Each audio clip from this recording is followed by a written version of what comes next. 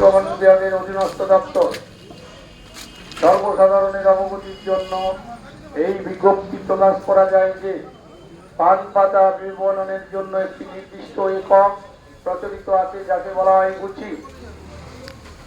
গত 9 ডিসেম্বর পশ্চিমবঙ্গ সরকার একটি আদেশনামা জারি করেছেন এই মর্মে যে 50টি পাতা অতিরিক্ত 20টি পাতা একটি গুচি তৈরি ধার্য করা হয়েছে।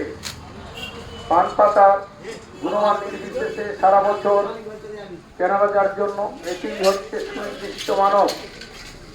এই আদেশনামা 15 ডিসেম্বর 2024 থেকে কার্যকর করা হইবে। বন্ধুগণ, দক্ষিণ 24 পরগনা রেগুলেটেড মার্কেট কমিটি বিপণন দপ্তরের অধীনস্থ দপ্তর সর্বসাধারণের অবগতির জন্য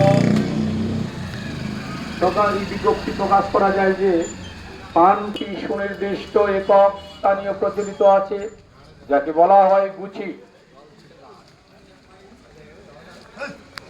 গত 9 ডিসেম্বর পশ্চিমবঙ্গ সরকার এই আদেশনামা জারি করেছেন এই মর্মে যে 50টি পাতা এবং অতিরিক্ত 20টি পাতা নিয়ে একটি গুচি ধার্য করা হয়েছে।